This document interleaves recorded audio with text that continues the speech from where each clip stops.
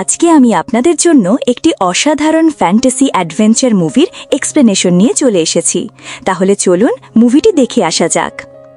গল্পের শুরুতে আমরা ফিনিস্ট নামের এক শক্তিশালী মানুষ এবং তার শিষ্য অ্যান্ডিকে দেখতে পাই। তখন তারা দুজনে বনে যাচ্ছিল এক বিশাল বুনো শুয়োর ধরতে, যে মানুষের ফসল নষ্ট করছিল। এই কারণে গ্রামের মানুষরা খুব বিরক্ত ছিল।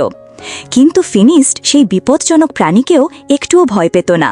সে অ্যান্ডিকে বলল, সবাই আমাকে বীর ভাবে, আমি যদি এই শুয়োরটাকে বসে আনতে না পারি তাহলে আমার কোনো সম্মান থাকবে? এই কথা বলেই সে তার অস্ত্র তুলে শুয়োরটিকে আক্রমণ করল, কিন্তু তার ছোট ছোট আঘাতে শুয়োরটার কিছুই হল না। ফিনিস্টকে সাহায্য করতে অ্যান্ডিও তার অস্ত্র দিয়ে শুয়োরটিকে আঘাত করল, কিন্তু সেই অস্ত্র শুয়োরের নাকে লাগে, আর তাতেই শুয়োরটা ঘুম থেকে জেগে ওঠে। এবার শুয়োরটা রেগে গিয়ে সোজা অ্যান্ডির দিকে তেড়ে আসে। ঠিক তখনই ফিনিস্ট সামনে এসে তাকে থামাতে চেষ্টা করে, কিন্তু সে যতই চেষ্টা করুক শুয়োরটার সামনে তার কোনো জোর চলে না। শুয়োরটা এক ধাক্কায় ফিনিস্টকে বাতাসে ছুঁড়ে ফেলে দেয়। পরে ফিনিস্ট আবার নিচে পড়ে শুয়োরটার গায়েই পড়ে। শুয়োরটিকে বসে আনতে অ্যান্ডি ফিনিস্টের দিকে এক টুকরো দড়ি ছুঁড়ে দেয়। ফিনিস্ট দড়িটা ধরতেই শুয়োরটা হঠাৎ করে আকাশে উড়ে উঠতে শুরু করে। ফিনিস্ট সঙ্গে সঙ্গে শুয়োরের ডানা আর শিংয়ের সঙ্গে দড়ি বেঁধে তাকে নিয়ন্ত্রণে নিয়ে আসে। এখন সে নিজের ইচ্ছা মতো শুয়োরটাকে উড়াতে পারে। শীঘ্রই সে এই উড়ন্ত শুয়োরটিকে নিয়ে গ্রামের ওপর দিয়ে উড়ে গেল। গ্রামবাসীরা যখন এই দৃশ্য দেখল তখন তারা চিৎকার করে ফিনিস্টের নাম ধরে আনন্দ করতে লাগল। সেই গ্রামে বাবা ইয়াগা নামে এক ডাইনিও ছিল। সে ফিনিস্টকে বলল, তুমি যদি এত শক্তিশালী হও তাহলে প্রমাণ করো। আমার বাড়ির সামনে একটা বিশাল পাথর আছে যেটা জল আটকে দিচ্ছে, তুমি ওটা সরাও। এই বলে সে ফিনিস্টকে চ্যালেঞ্জ করল পাথরটা সরাতে। ফিনিস্ট বলল, আমি জীবনে অনেক বড় বড় সমস্যার মুখোমুখি হয়েছি, আর তুমি আমাকে একটা ছোট পাথর সরাতে বলছো? তারপর সে তার সাহসিকতার গল্প বলতে শুরু করল, কিন্তু ইয়াগা বলল, আমি এসব বিশ্বাস করব না যতক্ষণ না নিজের চোখে না দেখি। এই কথা শুনে আশেপাশের সবাই হাসতে লাগল। এতে ফিনিস্ট রাগে ঘরে চলে গেল। তার মনে খুব রাগ হলো ইয়াগারের ওপর, কারণ মানুষ এখন তাকে নিয়ে মজা করছে, তার সাহসিকতার প্রশংসা করছে না। এখন সে চায় সবাই যেন আবার তার শক্তি আর সাহসকে সম্মান করে। অ্যান্ডি বলল, এটার একটা উপায় আছে। সামনে যে টাওয়ারটা আছে, সবাই বলে সেখানে একটা রাক্ষস এক সুন্দরী মেয়েকে বন্দি করে রেখেছে। সে নাকি একজন রাজকন্যা। যদি তুমি ওই রাক্ষসকে মেরে রাজকন্যাকে মুক্ত করো তাহলে তোমার নাম চারদিকে ছড়িয়ে পড়বে। ফিনিস্ট ঠিক করল সে ওই দানবের সঙ্গে অবশ্যই লড়বে। রাত নামতেই ফিনিস্ট আর অ্যান্ডি টাওয়ারের দিকে রওনা দিল। টাওয়ারে গিয়ে তারা দেখল কিছু যোদ্ধা ইতিমধ্যে সেখানে পৌঁছে গেছে, তবে তারা বিখ্যাত হতে নয়, রাজকন্যাকে উদ্ধার করে তাকে বিয়ে করতে চায়। তারা সবাই ফিনিস্টকে জিজ্ঞাসা করল, আমরা যদি সবাই মিলে দানবটাকে মারি তাহলে রাজকন্যা কাকে বিয়ে করবে? ফিনিস্ট বলল, আমি রাজকন্যাকে চাই না, আমি এখানে খ্যাতি অর্জন করতে এসেছি। তারপর ফিনিস্ট পাশে সরে অ্যান্ডিকে বলল, আমি একাই দানবটাকে মারতে চাই, আমি সকাল পর্যন্ত অপেক্ষা করব না। এই কথা বলে সে জানলা দিয়ে টাওয়ারের ভেতরে ঢুকে গেল। ভেতরে গিয়ে সে রাজকন্যার সঙ্গে দেখা করল। রাজকন্যা তাকে জিজ্ঞাসা করল, তুমি কি মরতে এসেছ? ফিনিস্ট বলল, আমি তোমাকে বাঁচাতে এসেছি। এই কথা শুনেই রাজকন্যা দৌড়ে পালাতে গেল। ফিনিস্ট তাকে থামাতে হাত ধরে, কিন্তু রাজকন্যা তার হাত ছেড়ে দিয়ে একটা স্তম্ভের পেছনে লুকিয়ে পড়ল। ঠিক তখনই পিছন থেকে একটা বিশাল সাপ ফিনিস্টকে আক্রমণ করল। ফিনিস্ট সঙ্গে সঙ্গে সেই সাপটার সঙ্গে লড়াই শুরু করে দিল। তখন ফিনিস্ট বুঝতে পারল যে এটা কোনো সাধারণ সাপ নয়, বরং সেই রাক্ষসের লেজ যার সঙ্গে সে লড়াই করতে এসেছিল। এটা বুঝে নিয়ে সে প্রথমেই রাক্ষসটিকে প্রবল আক্রমণ করল, কিন্তু যখন তার কোনো আঘাতেই রাক্ষসের কিছু হলো না, তখন ফিনিস্ট সেই লেজটা মানে সাপের মুখটা তার হাতে ধরে ফেলল এবং নিজের সমস্ত শক্তি দিয়ে সেটার মুখ ছিঁড়ে ফেলার চেষ্টা করল। কিন্তু সে মুখটা খুলতেই সাপটা হঠাৎ করে ফিনিস্টের চোখে থুতু ছুঁড়ে দেয়। এতে ফিনিস্ট আর কিছুই দেখতে পেল না, সে পুরোপুরি অন্ধ হয়ে গেল। তবু ফিনিস্ট হাল ছাড়েনি, সে পা দিয়ে মাটি ছুঁড়ে ছুঁড়ে তার অস্ত্র খুঁজে বের করল। তারপর আবার দানবটিকে আক্রমণ করল, কিন্তু এবার সেই রাক্ষস অদৃশ্য হয়ে গেল। ফিনিস্ট এত জোরে আক্রমণ চালাল যে টাওয়ারটাই ভেঙে পড়তে শুরু করল। টাওয়ার ভাঙার শব্দে অন্য সব যোদ্ধারাও জেগে উঠল। তারা টাওয়ারের ধ্বংসাবশেষের কাছে এসে পৌঁছালো। কিন্তু সেখানে তারা রাজকন্যা বা রাক্ষসকে তো দেখতে পেল না, শুধু ফিনিশডকেই দেখতে পেল। সে ধ্বংসাবশেষের নিচে চাপা পড়েছিল এবং ধীরে ধীরে উঠে আসছিল। যখন অ্যান্ডি জানতে পারল যে ফিনিশড তার দৃষ্টিশক্তি হারিয়েছে, তখন সে তাকে সেখান থেকে নিয়ে বাড়ি ফিরে এলো। ফিনিশড চোখ হারানোর জন্য খুব রেগে গিয়েছিল, সে খুব হতাশ হয়ে পড়েছিল। অ্যান্ডি তার এই অবস্থা সহ্য করতে পারছিল না, তাই সে বাবা ইয়াগার কাছে গেল সাহায্যের জন্য। সে সব খুলে বলল ফিনিশডের কি হয়েছে, কিভাবে তার চোখ গেছে। কিন্তু বাবা ইয়াগা সরাসরি সাহায্য করতে অস্বীকার করল, কারণ যখন ফিনিশড সমস্যায় পড়েছিল তখন সে বাবা ইয়াগাকে সাহায্য করেনি। এই কথা শুনে ফিনিশড খুবই দুঃখ পেল। এভাবে দিন চলতে লাগলো। এখন অ্যান্ডিও আর ফিনিশডের কাছে আসতো না। ফিনিশড একা একা খুব কষ্টে তার কাজগুলো করত। সে বাইরে গিয়ে খাবার কিনে আনত, কিন্তু পথের বাচ্চারা তার ফল চুরি করে নিয়ে যেত। এদিকে তার কাছে যে সামান্য টাকা ছিল সেটাও ফুরিয়ে আসছিল। একদিন অ্যান্ডি ফিনিশডের বাড়িতে এলো, কিন্তু ফিনিশড রেগে গিয়ে তাকে বলল, আমার কাছে তোমার জন্য কোনো কাজ নেই, তুমি বরং অন্য কিছু খুঁজে নাও। এই কথা শুনে অ্যান্ডি চুপচাপ চলে গেল। সময়ের সঙ্গে সঙ্গে ফিনিশডের সব টাকা শেষ হয়ে গেল। অবশেষে একদিন ফিনিশড এমন অবস্থায় পৌঁছালো যে সে বাজার থেকে পচা ফল খেতে শুরু করলো। এরপর এমনই একদিন যখন সে পচা ফলও খুঁজে পেল না, তখন সে ঝুড়ি নিয়ে বাজারে বসেছিল। ঠিক তখন বাবা ইয়াগা সেদিক দিয়ে যাচ্ছিল। সে ফিনিশডকে দেখে নিজের ঝুড়ি থেকে কিছু খাবার নিয়ে ফিনিশডের ঝুড়িতে ঢেলে দিল। তারা কিছু বলার আগেই হঠাৎ গ্রামে কিছু ডাকাত আক্রমণ করল। ডাকাতরা গ্রামবাসীদের হত্যা করতে শুরু করল। যদিও ফিনিশড কিছু দেখতে পাচ্ছিল না, কিন্তু সে স্পষ্ট শুনতে পাচ্ছিল মানুষ কেমন কষ্ট পাচ্ছে, কেমন করে মারা যাচ্ছে। ডাকাতরা যখন ফিনিশডের কাছে এলো, তখন সে তাদের পায়ের শব্দ শুনে তাদের ওপর ঝাঁপিয়ে পড়ল। দেখতে না পেলেও কেবল শব্দ শুনেই সে একসাথে 2-3 জন ডাকাতের সঙ্গে লড়তে লাগলো। একজন ডাকাত ফিনিশডের দিকে দড়ি ছুঁড়ে মারল, কিন্তু ফিনিশড সেটা ধরে ফেলল। ডাকাতটিকে তার ঘোড়া থেকে ফেলে দিল এবং নিজের দিকে টেনে এনে তাকে মারধর করল। তবে কিছু ডাকাত পেছন থেকে তাকে আক্রমণ করে, আর তখনই ফিনিশড অজ্ঞান হয়ে মাটিতে পড়ে যায়। যখন তার জ্ঞান ফিরে আসে, সে দেখে যে সে একটি জাহাজে আছে। তার গলা এবং হাত কাঠের ফ্রেমের সঙ্গে বাঁধা। জাহাজে বাবা ইয়াগা এবং আরও অনেক গ্রামবাসী ছিল। সেই সঙ্গে আমরা দেখতে পাই অ্যান্ডিও জাহাজে আছে, সে অবাধে জাহাজে ঘুরে বেড়াচ্ছে। তখন বাবা ইয়াগা জিজ্ঞেস করলেন, তোমরা এত অবাধে ঘুরে বেড়াচ্ছ কিভাবে? অ্যান্ডি বলল, আমি ডাকাতদের বোঝাতে পেরেছি যে আমি তাদের পক্ষেই আছি, আমি তাদের সাহায্য করব। আমি প্রতিশ্রুতি দিয়েছি যে গ্রামবাসীদের ওপর নজর রাখব। এদিকে অ্যান্ডির হাতে এখন একটা সোনার বাতি আছে, যা সে ডাকাতদের কাছ থেকে চুরি করেছিল। সে বলেছিল এই বাতি বিক্রি করে সে অনেক টাকা রোজগার করবে। অ্যান্ডি যখন বাতিটা ঘষে পরিষ্কার করল, তখনই সেখান থেকে এক দৈত্য বেরিয়ে এলো। ওকে দেখে সবাই ভয় পেয়ে গেল, এমনকি অ্যান্ডিও নিচের তলা থেকে শব্দ শুনতে পেল। একজন দৈত্য সেখানে এসে হাজির হলো, কিন্তু সে একজন ডাকাতকে মেরে সোজা উপরের তলায় ছুঁড়ে ফেলল। এরপর দৈত্যটি যখন অ্যান্ডির কাছে গিয়ে তার ইচ্ছার কথা জানতে চাইল, তখন অ্যান্ডি তাকে আবার প্রদীপের ভেতরে ফিরে যেতে বলল। দৈত্যটি অ্যান্ডির কথা শুনে আবার প্রদীপের ভেতরে ঢুকে গেল।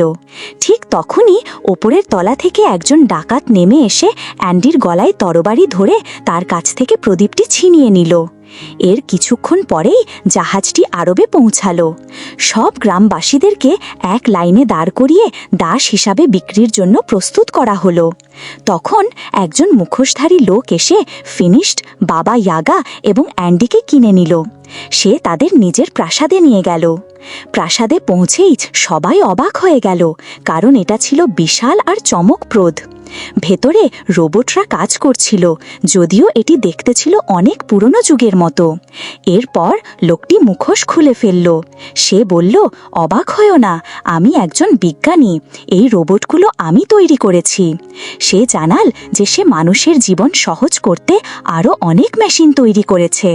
ফিনিশড তখন তাকে তার গল্প বলল, সে একসময় কত শক্তিশালী যোদ্ধা ছিল আর কিভাবে সে তার দৃষ্টিশক্তি হারিয়ে এখন দুর্বল হয়ে পড়েছে। বিজ্ঞানী বললেন, আমি তোমার কথা শুনেছি আর বাবা ইয়াগার কথাও জানি। এই বিজ্ঞানী যেসব দাস কিনেছিলেন তাদের সবাইকে মুক্ত করে দিলেন। রাতের খাবারের সময় বিজ্ঞানী তার রোবটদের মাধ্যমে খাবারের অর্ডার দিলেন। এটা দেখে সবাই মুগ্ধ হয়ে গেল। তারা ভাবল এটা বুঝি জাদু। কিন্তু বিজ্ঞানী বললেন, না, এটা জাদু নয়, আমি গত 500 বছর ধরে এসব আবিষ্কারে কাজ করে যাচ্ছি। এই কথা শুনে ইয়াগা অবাক হয়ে জিজ্ঞেস করলেন, তুমি 500 বছর বেঁচে আছো, তাও এত তরুণ আছো কিভাবে? বিজ্ঞানী উত্তর দিলেন, আমি এমন এক রাসায়নিক আবিষ্কার করেছি যেটা খেলে একজন মানুষ চিরকাল তরুণ থাকতে পারে। তারপর তিনি 3 জনকে তার গবেষণাগারে নিয়ে গেলেন। সেখানে ফিনিশড তাকে জিজ্ঞাসা করলেন, তুমি কি বলতে পারো এই রাসায়নিক খেলে আমি দৃষ্টিশক্তি ফিরে পেতে পারি? বিজ্ঞানী বললেন, না, সেটা সম্ভব নয়, কিন্তু আমার কাছে অন্য একটা ব্যবস্থা আছে। তিনি ফিনিশডকে একজোড়া বিশেষ চশমা পরালেন, যেটা পরার পর ফিনিশড আবার সব কিছু দেখতে পেল। বিজ্ঞানীর বিশ্বাস ছিল বিজ্ঞানের মাধ্যমে যে কোনো অলৌকিক কাজ বাস্তব করা সম্ভব। সে বলল, যারা জাদু ব্যবহার করে তারা পৃথিবীর ক্ষতি করছে। এই ধরনের ক্ষতিকর শক্তিকে ধ্বংস করার জন্য সে একটি যন্ত্র তৈরি করেছে। এই কথা প্রমাণ করতে সে ডাকাতদের কাছ থেকে পাওয়া সেই সোনার বাতিটি বের করে আনল। ইয়াগা সতর্ক করে বললেন, এটা বিপজ্জনক হতে পারে। কিন্তু বিজ্ঞানী থামলেন না। তিনি বাতিটি খসলেন আর সেখান থেকে দৈত্য বেরিয়ে এলো। বিজ্ঞানী সঙ্গে সঙ্গে তার তৈরি যন্ত্রটি চালু করলেন। যন্ত্রটি দৈত্যটিকে টেনে ভেতরে ঢুকিয়ে দিল। তারপর সে বলল, দেখো, আমার আবিষ্কার এই দৈত্যটিকে সম্পূর্ণ ধ্বংস করে ফেলেছে। সেই রাতেই বিজ্ঞানী জানতে পারলেন যে কাছাকাছি এক পাহাড়ে একটা রাক্ষস আছে যে সাধারণ মানুষের ক্ষতি করছে। বিজ্ঞানী বললেন, ওকে আটকাতেই হবে। ফিনিশড যখন শুনল রাক্ষসের মুখ সিংহের মতো আর লেজ সাপের মতো, তখনই সে বুঝে গেল এটাই সেই দানব যে একসময় তাকে অন্ধ করেছিল। ফিনিশড বলল, আমি যাব, আমাকে ওই রাক্ষসের ওপর প্রতিশোধ নিতে হবে। কিন্তু বিজ্ঞানী চায়নি ফিনিশড নিজের জীবনকে ঝুঁকির মধ্যে ফেলুক। তবু ফিনিশড বলল, তুমি আমাকে সাহায্য করেছ, এবার আমার পালা তোমাকে সাহায্য করার। তখন বিজ্ঞানী তাকে এমন একটি যন্ত্র দিলেন যা রাক্ষসের কাছাকাছি নিলে সেটি তাকে স্বয়ংক্রিয়ভাবে বন্দী করে ফেলবে। সেই রাতে বাবা ইয়াগা বিজ্ঞানীর ল্যাবে ঢুকলেন। তিনি রাসায়নিকটি খেতে চাইলেন যাতে তিনিও চিরকাল তরুণ থাকতে পারেন। কিন্তু বিজ্ঞানী তাকে ধরে বললেন, তোমরা যদি সেই দানবটিকে ধরতে পারো তাহলে আমি নিজের হাতেই তোমাদের ওই রাসায়নিকের একটুখানি দিয়ে দেব।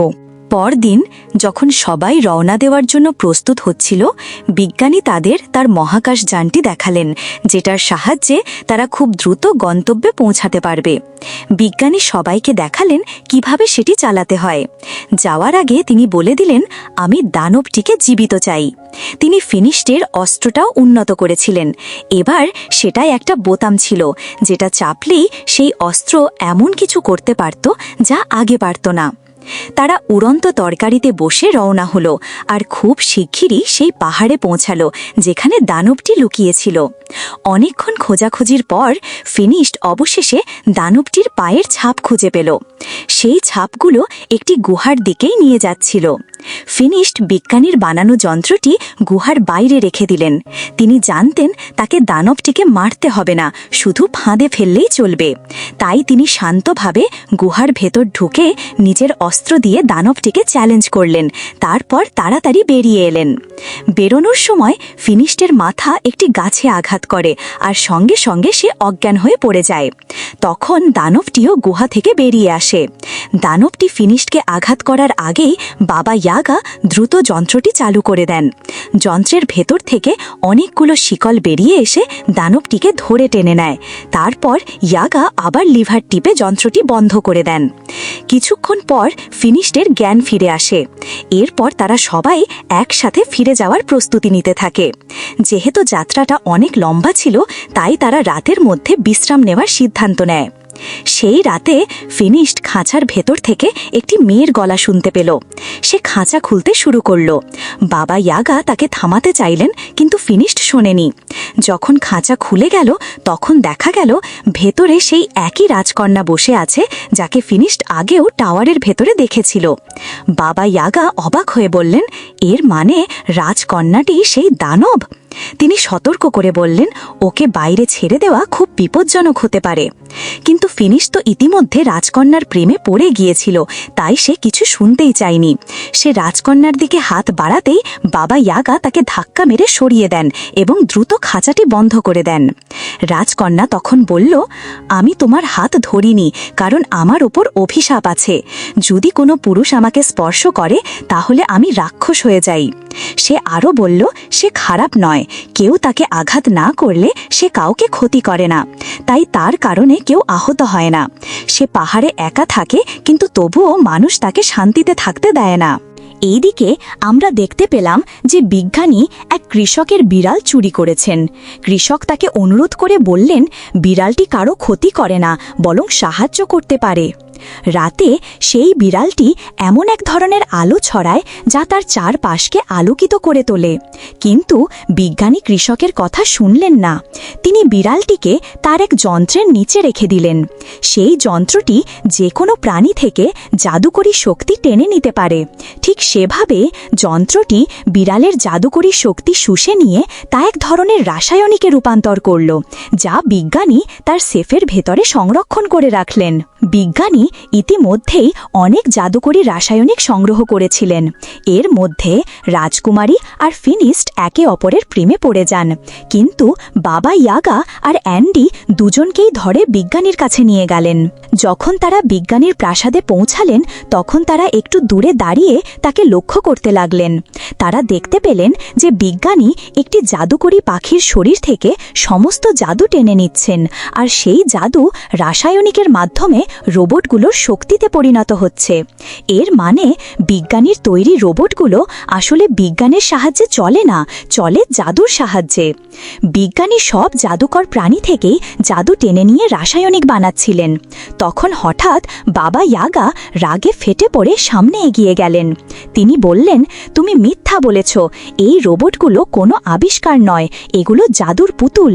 তোমার নিজের যৌবনও সেই একই জাদু দিয়ে টিকে আছে, যা তুমি নিরীহ প্রাণীদের মেরে অর্জন করেছ। বিজ্ঞানী এসব কথা শুনে প্রচণ্ড রেগে গেলেন এবং বললেন, যে আমার সত্য জানে সে আর বাঁচতে পারবে না। তখন বাবা ইয়াগা আর অ্যান্ডি ভয়ে পালাতে শুরু করলেন। পালানোর আগে বাবা ইয়াগা ফিনিস্ট আর রাজকুমারীকে মুক্ত করে দিলেন, কারণ তিনি বুঝেছিলেন বিজ্ঞানী রাজকুমারীর সঙ্গেও একই কাজ করতে চায়। রাজকুমারী তখন জানালেন যে তিনি বিজ্ঞানীকে চিনেন, বিজ্ঞানী অনেক দিন ধরেই তার পেছনে লেগে আছেন। এরই মধ্যে বিজ্ঞানী সেখানে চলে এলেন। তিনি তার সব রোবট জড়ো করলেন যাতে কেউ পালাতে না পারে। তারপর তিনি নিজের যন্ত্র চালু করলেন এবং রাজকুমারীর শরীর থেকে জাদু টানতে শুরু করলেন। ফিনিস্ট তাকে বাঁচাতে চেয়েছিল, কিন্তু তাকে শক্ত করে বেঁধে রাখা হয়েছিল, তাই সে কিছুই করতে পারছিল না।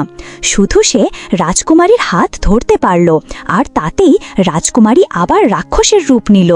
সঙ্গে সঙ্গে সে শিকল ছিঁড়ে পালিয়ে গেল। এই সুযোগে বাবা ইয়াগা আর ফিনিস্টও পালিয়ে যেতে লাগলেন, কিন্তু বিজ্ঞানীর রোবট সৈন্যরা তাদের তাড়া করল। বাবা ইয়াগা তখন নিজের জাদু ব্যবহার করলেন। তিনি তরমুজের বীজ ছুঁড়ে দিলেন, যা মুহূর্তেই বিশাল বিশাল তরমুজে পরিণত হয়ে পথ আটকে দিল। তখন বিজ্ঞানী নিজের সবচেয়ে বড় রোবট, একটি বিশাল কচ্ছপ রোবট ছেড়ে দিলেন। এই রোবট ছেড়ে দিয়ে তিনি নিশ্চিত করতে চাইলেন যে ফিনিস্ট আর ইয়াগা যেন পালাতে না পারে, কারণ তারা তার সব গোপন রহস্য জেনে ফেলেছে।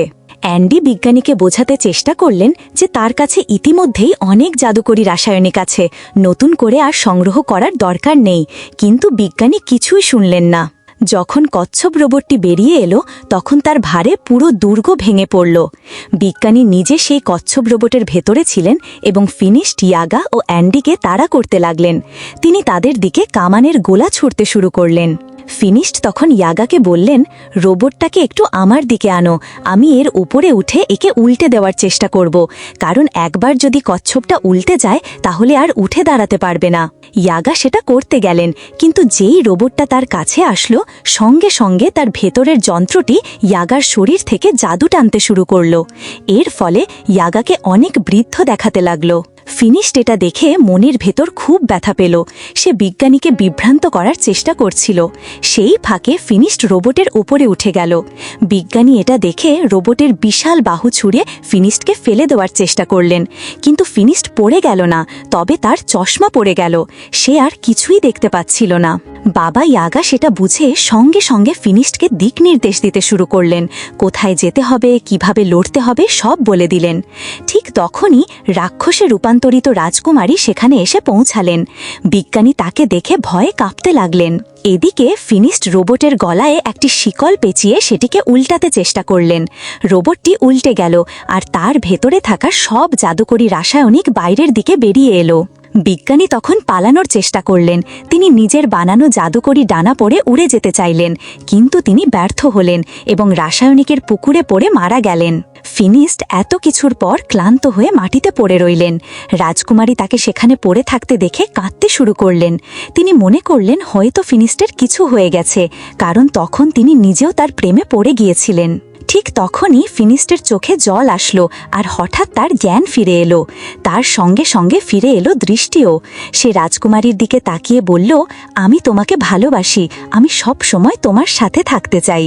কিন্তু রাজকুমারী দুঃখিত মুখে বললেন, আমার ওপর এখনো অভিশাপ আছে, আমি তোমার সঙ্গে থাকতে পারবো না।